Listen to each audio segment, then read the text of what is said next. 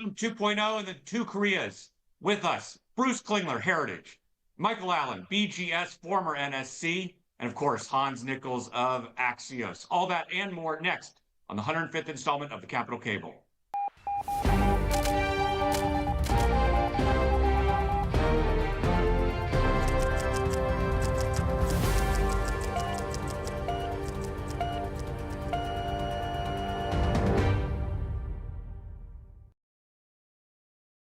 Good morning to those of you in DC. Good evening to those of you in Korea. Good day to those of you around the world. Welcome to the 105th installment of the CSIS Capital Cable. I'm Mark Lippert, your host and moderator. This week on the Capital Cable, Trump 2.0, the two Koreas, all that and much more. And with us, a fantastic all-star loaded for bear panel consisting of Klingner, Allen, and Nichols from Heritage, Beacon Global Strategies, and NSC, and Axios, respectively. Let me go through and properly introduce our distinguished panel here today. First, I'm going to go to Michael Allen, mainly because I have his bio handy here, but he's the managing director of Beacon Global Strategies. He's the author of Blinking Red, Crisis and Compromise in American Intelligence After 9/11.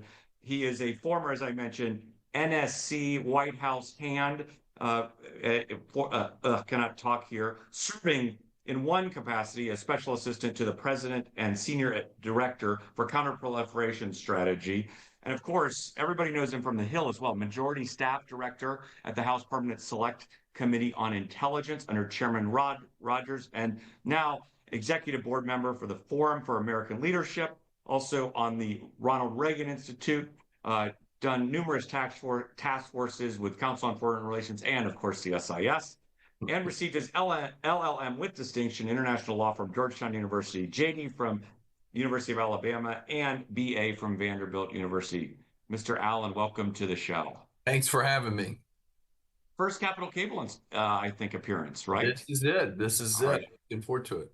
All right, excellent. And, I'm just kind of wondering, you had that Vanderbilt, Alabama background. Who were you rooting for in the game this year? It's kind of, that was a tough one. It was Alabama. I was an Alabama fan before I went to college. So. All right, excellent. All right, there we go. Big mystery solved. Big mystery solved. All right, over to Bruce Klingner, a veteran of the CSIS Capital Cable. Everybody knows Bruce well. He is the I would say head honcho of all things Korea and Japan over at the Heritage Foundation.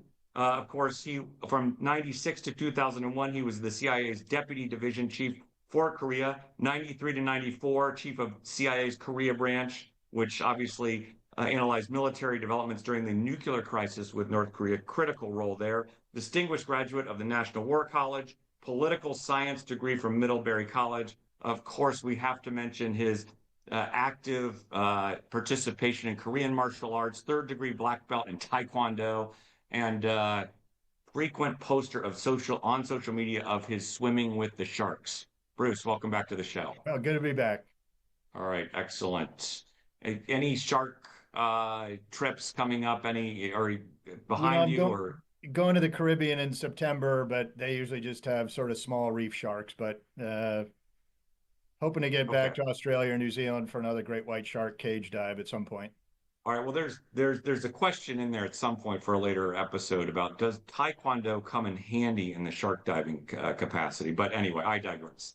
All right. And last but not least, of course, we've got Hans Nichols. Hans, everybody knows Hans from Axios, and of course NBC in a prior life. He was the Pentagon correspondent at NBC, among other roles. He worked in Berlin for Bloomberg, Bloomberg TV, Bloomberg News, the Hill newspaper. Interesting note here that I don't think many people know about Hans. Fulbright scholar in Sierra Leone and a master's degree in political theory from LSE. And of course, graduated magna cum laude from Cornell University. Welcome back to the show, Hans. Thanks for having me. I don't fight sharks though. That's I'm just like.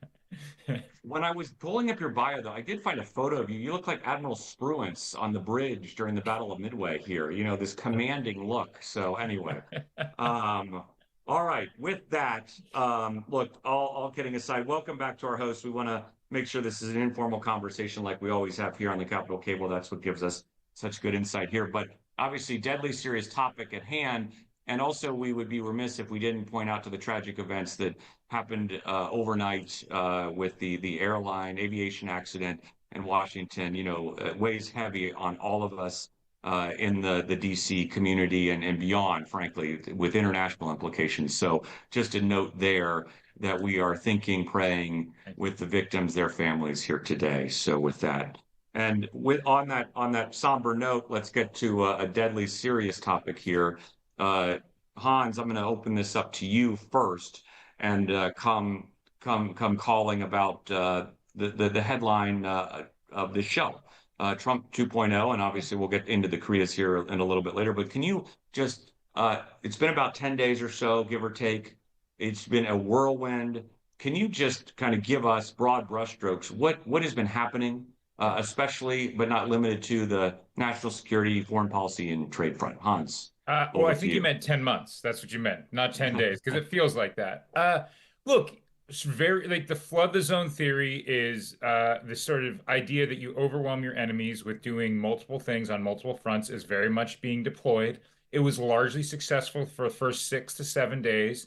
The first, and that's across the board. I should note there's been mostly inward focused. When you look at the big headlines and the big action, depending on how you feel about the border, the ICE raids, I'm going to sort of classify that as more internal focus.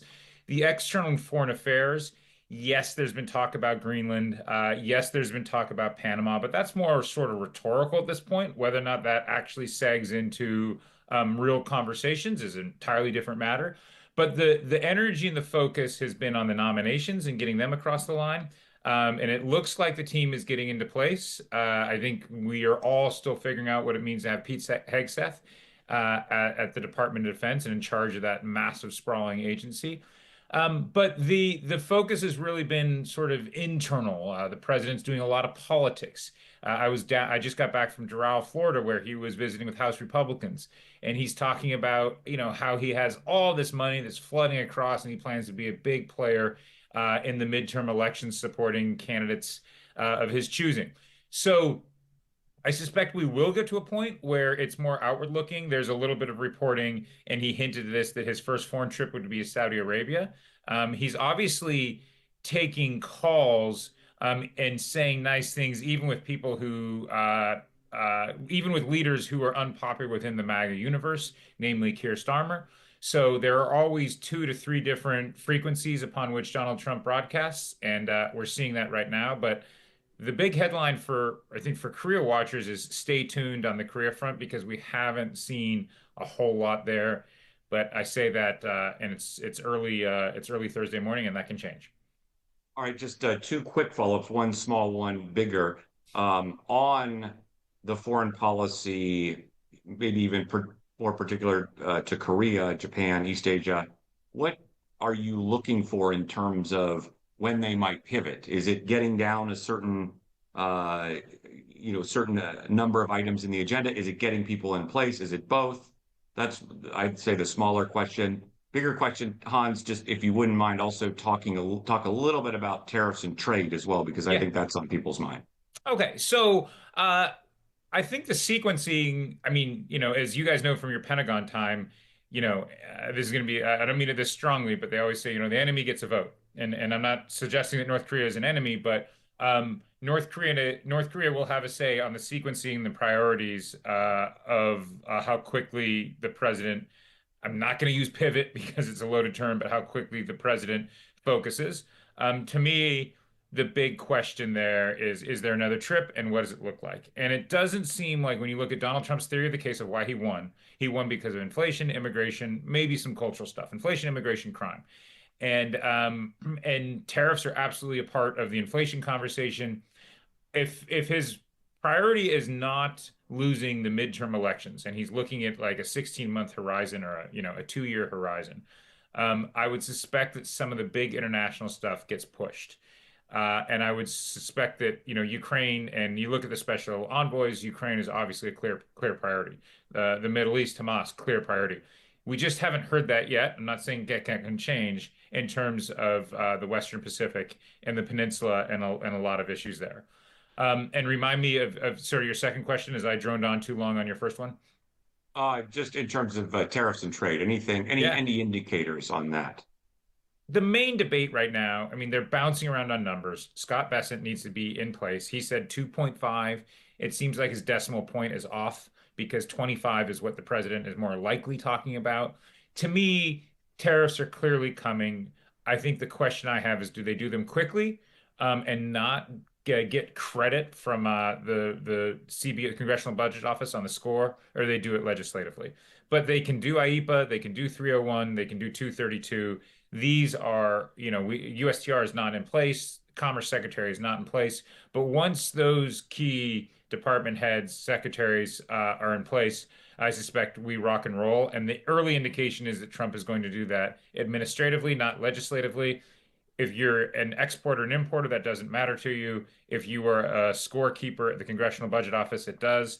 But the speed, I suspect these are sort of, I don't want to say pre-Valentine's Day, but pre-Easter priorities. Okay, great. Thanks, Hans. I'm going to come to Michael, but just a quick note of clarification. For those who don't read OMB circulars on a regular basis, IEPA 232, 301, we all know that those are basically legislative authorities that give the president the ability to take certain trade actions. And then, of course, the CBO, the Congressional Budget Office scorekeeping, there's an issue there with tariffs, can they be counted towards deficit reduction and all of that, kind of in the budget scorekeeping game. But just clarification for, again, viewers who aren't as steeped as Hans in OMB circirculars and CBO. No, thank you. I was too weedy too fast. Thank you, Mark. No, it's all good. I'll turn off my screen now. All right, Michael, over to you. First, anything to add to Hans's very good laydown? And second, just if you wouldn't mind, if you do accept Hans's paradigm that we've been inward a little bit during the first 10 days, what might be coming as well, prognosticating and projecting out? And Michael, anything else to add, please? The floor is yours. Thank you. The contrast between this go around and 2017 is stark. I think that the president is much better organized this time. They have a better idea of the personnel that they want, and those two hallmarks are loyalty and disruption. I think the Democrats are a bit introspective. Now, that may change soon as Trump continues down his agenda. I think the media is still a little cowed. So I do believe that Trump right now is a man in full.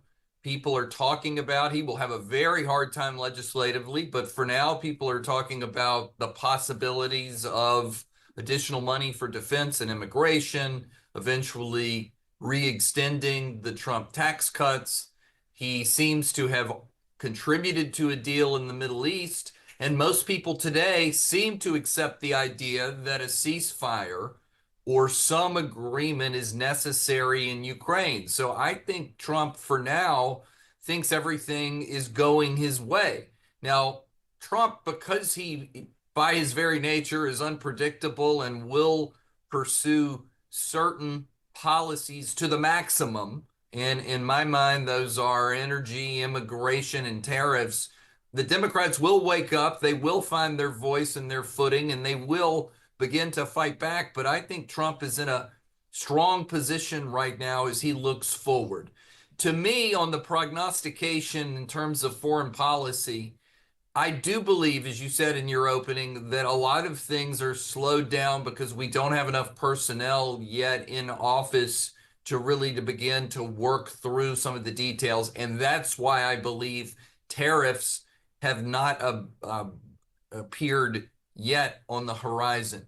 To me, the first thing we're likely to see, I believe we've already sort of seen the Middle East, with the Munich Security Conference coming up in the middle of February, I expect that what they'll do is have a bunch of NSC meetings to figure out precisely what they want to be able to say to our allies in anticipation of this enormous conference. And a big part of that is the North Korean troops that are helping the Russians. I think people here are shocked about it.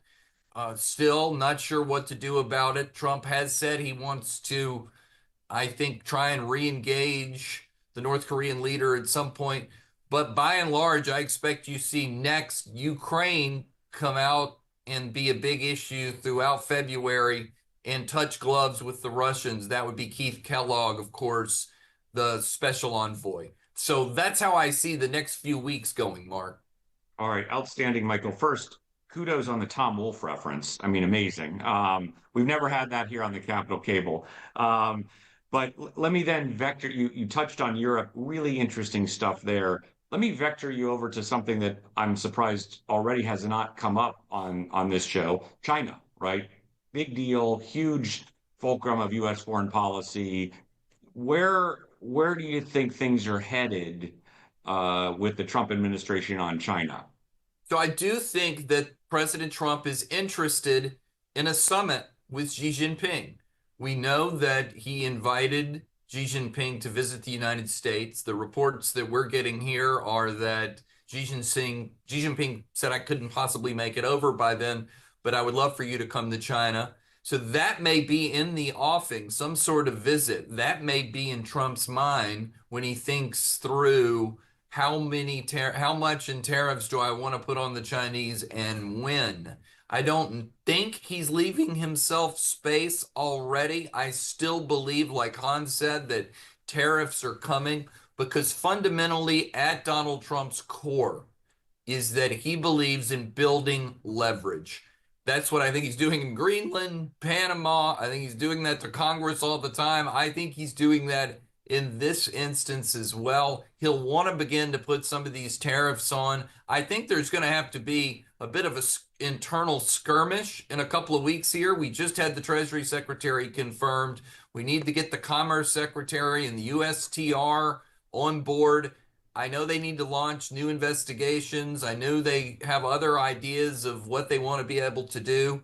But tariffs are definitely still coming because I think Trump believes that is absolutely integral to his China strategy, which is building leverage. Otherwise, I'm not so sure we have a lot. Well, we do, but I'm not so sure there's anything as potent as tariffs.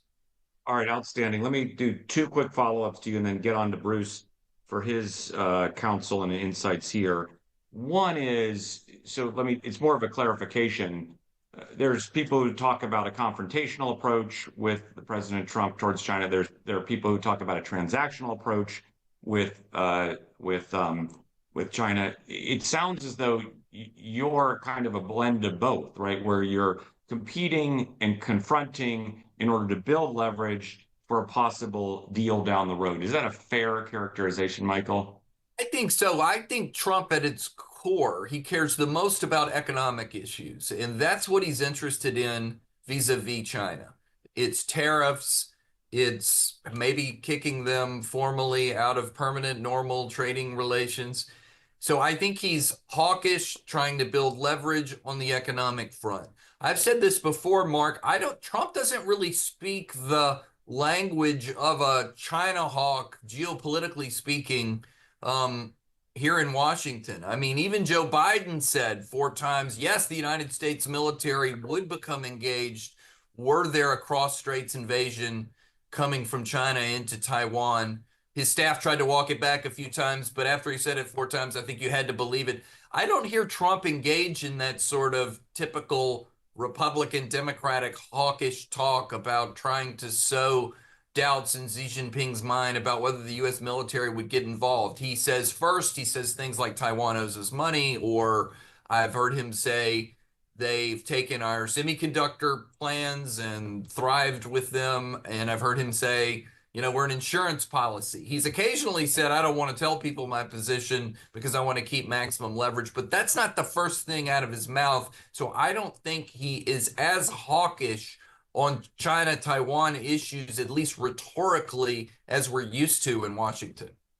Very interesting. At the same time, is building out an administration with a lot of hawks in it, right? Very interesting stuff there. And I would also underscore your comments about the interesting comments on Taiwan, pointed comments on TSMC, for example, as you're pointing the semiconductor industry versus, the traditional hawk paradigm speak. Really excellent insight there. Michael, last thing, the bridge to Bruce. What does all this mean for our allies in Asia, especially Northeast Asia, Korea, Japan? So I just think it's a feature of the way President Trump is that he's constantly going to be asking our allies to do more. I know they are doing more in Europe. Trump has banked that and said, well, now our NATO allies need to spend up to 5% of GDP on defense. That's an acknowledgement. That's pocketing what he thinks the Europeans have already done at his behest, and now he wants more. I think we're just going to continue to see that in Asia as well. He's going to continue to use that line with Korea, Japan. As we mentioned, he's already doing it on Taiwan. So I think it's just a feature of Trumpism, and it's not going to go away. All right, outstanding. Thanks, Michael. All right, Bruce, over to you. Been waiting a little bit. I hope you're stretched out, ready for that Taekwondo workout. And right on cue, Grigsby has sauntered in here, Bruce. You know, your Basset Hound friend from many years ago. He's still, it's like he knows you're up in the order. So, Bruce, over to you. You know, obviously build on this on the East Asia context. And I want to eventually get to the situation in Korea and how that might in play. But let's just over to you, Bruce, to wax eloquently. Yeah, I agree with how quite a difference from, the first 10 days here and the first 10 months really of the first term. The first term was sort of like Trump arrived on the bridge of the aircraft carrier and said, take her out of harbor and hit 30 knots. And the answer was like, well, sir, we don't have the crew on board, and those that are already on board are setting the compass in different directions. They're throwing sand in the gears, et cetera. Now, they've in the intervening time, clearly they have a very long roster of people to fill the crew. They're working quickly to fill that. They've got telephone book fix plans for all the various options, but you can't do everything at once. So the aircraft carriers left the dock. It may not be at water skiing speed, but it's certainly much more efficient and much quicker heading out to sea than in the first term. On policies, again, yeah, I agree with the others that the focus really for any incoming president is initially going to be on domestic issues and economic issues. That's what they're voted on for. That's what they're elected for. But foreign policy intrudes, usually the hot spots. And today's case, it'll be Russia, Ukraine, Middle East, or whatever hits the fan tomorrow at 3 a.m.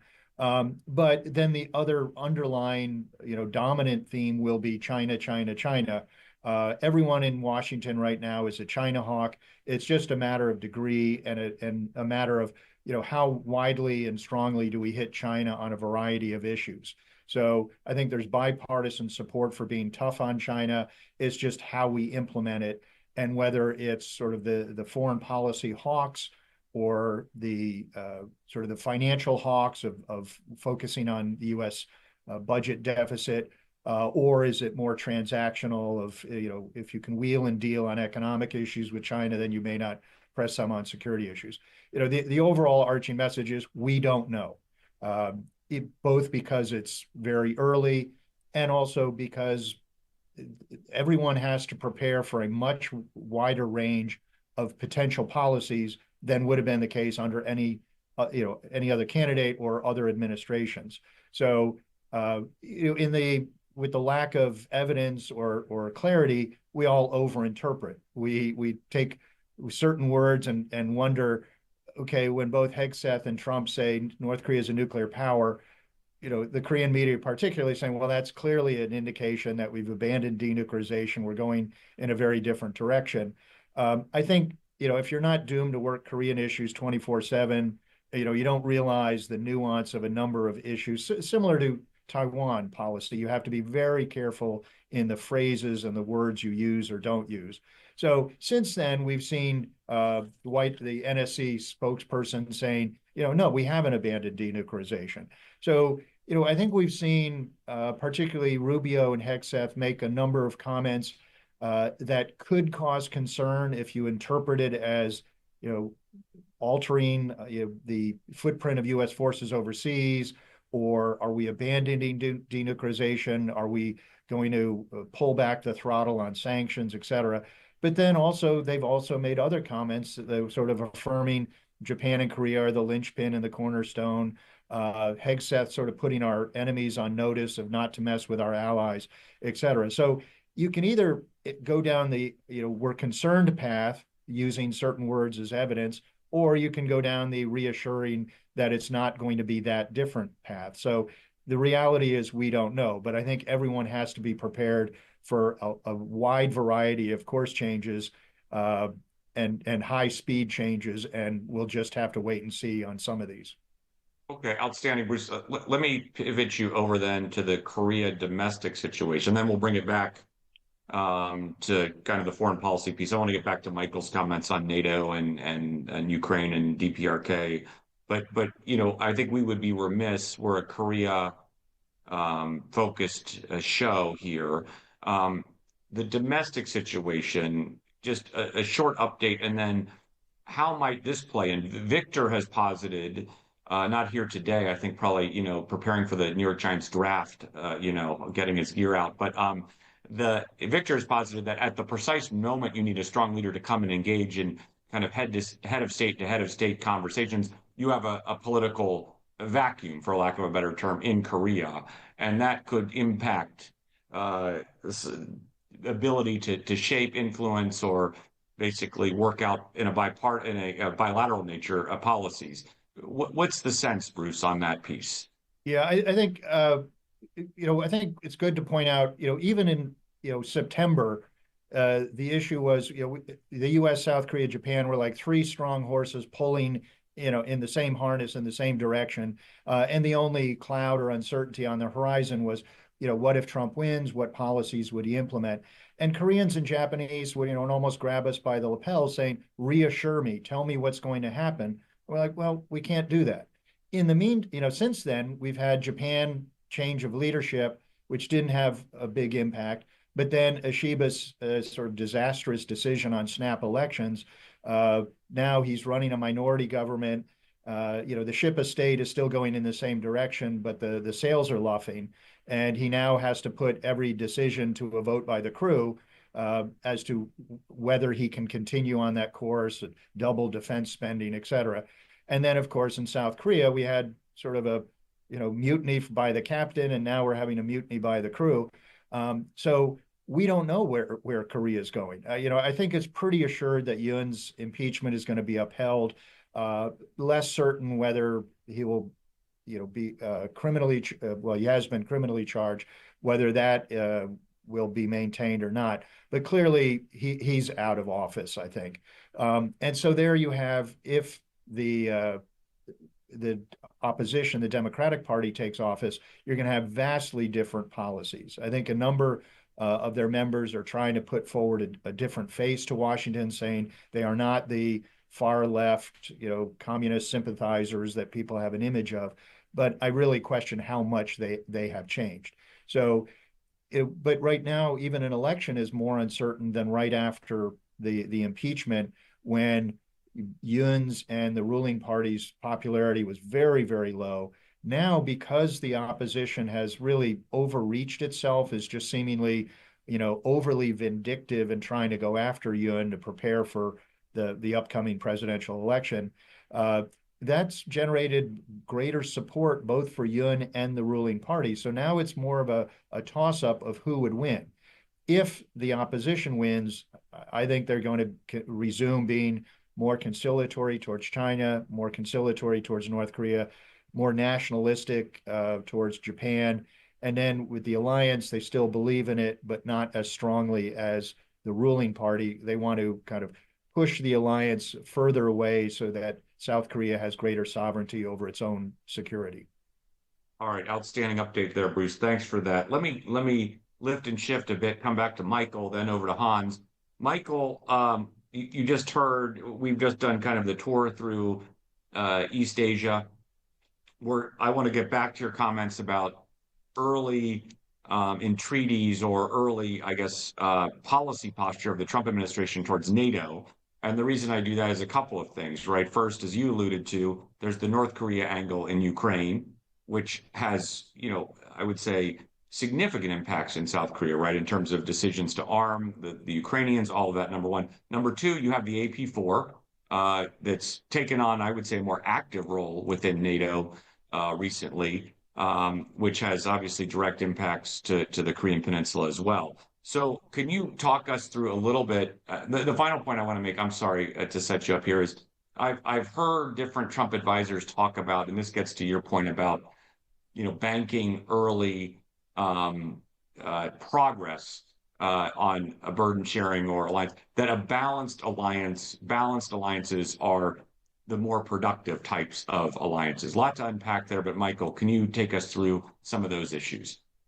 Yeah, of course. I think on the DPRK in Ukraine, I do think it really surprised a lot of people here in Washington. I think people knew that the DPRK wanted to build its relationships with the Russians.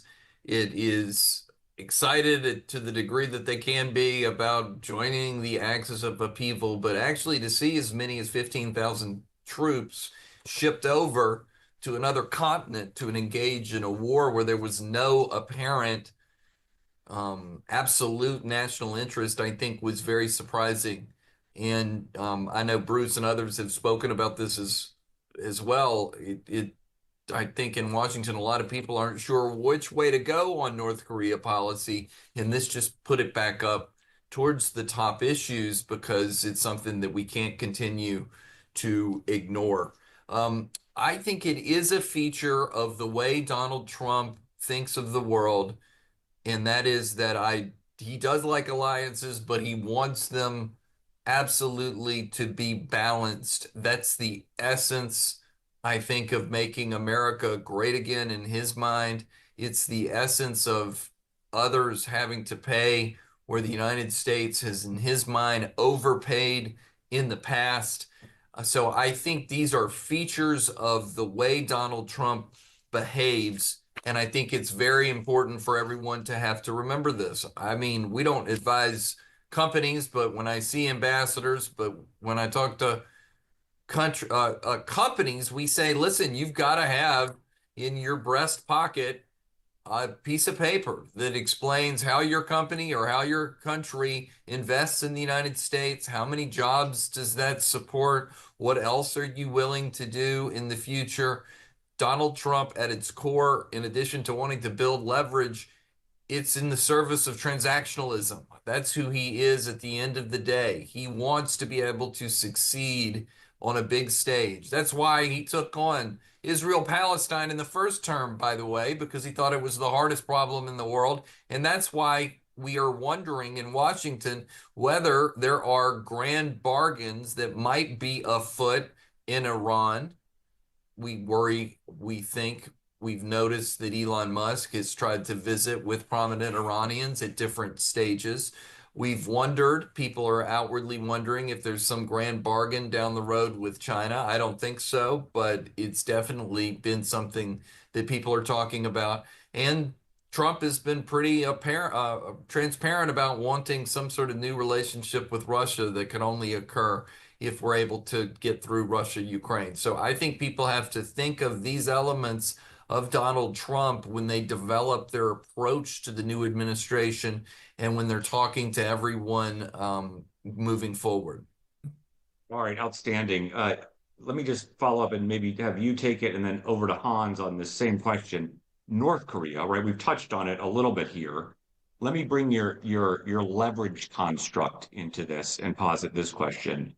I think it's a fair argument to make that in 17 rather, when he comes into power, he uses the Obama era sector-wide sanctions, builds on them, uses I would argue, the Obama era diplomatic space curtailment, for lack of a better term. The North Koreans had been reduced in terms of their ability to visit countries, kick laborers, kicked out, all of that curtailment there, and then builds on it with, I would say, military uncertainty injected into the minds of the North Koreans. All of a sudden, there's a lot of leverage, right?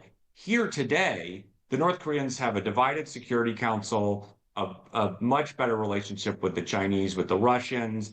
The world is their oyster. I'm overstating it, but they're in a much.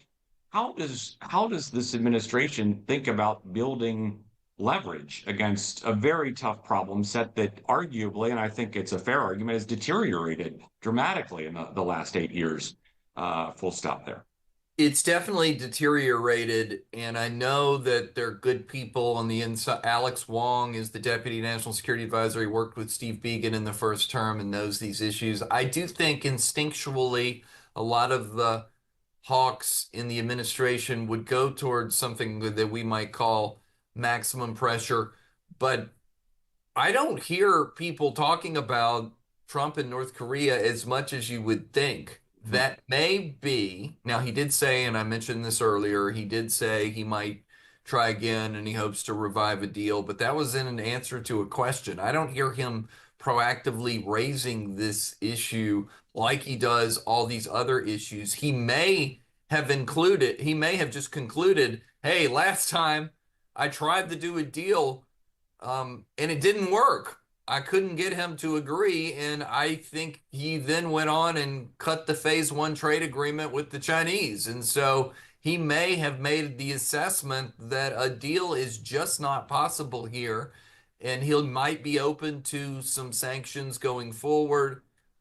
He might be open to other things that would increase his leverage, maybe vis-a-vis the Russians or the Chinese. But I don't know if this is going to be a big thrust of what President Trump wants to be able to do, because I think a lot of people look at this and they say, this is a huge problem. We need to think of something. But it's not apparent immediately what we should do, like it is, say, with the Iranians, where everyone seems to be in agreement with, we're starting with maximum pressure. We're going to take their oil out. We're going all the way. All right, outstanding. Thanks, Michael, for that. All right, Hans, over to you. I peppered you early, then I didn't mean to hang you out to dry here, but you guys are more interesting. Now I'm listening, I'm learning. Coming back to you, and maybe it's the book theme. I'm bookending you on the show here. So the book background.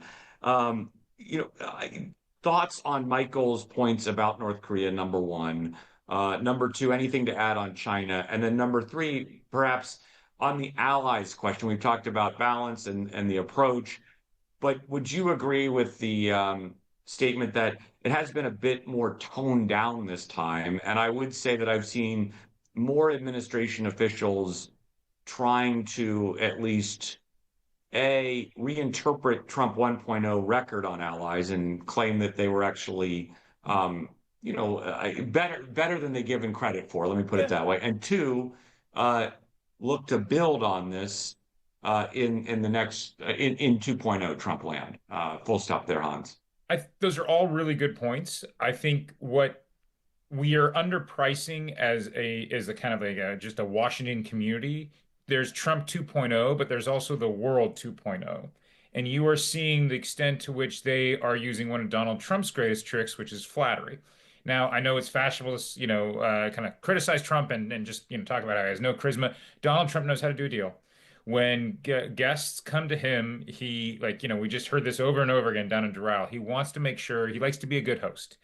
And so, yes, he likes to create leverage, but he also goes on thick with the flattery.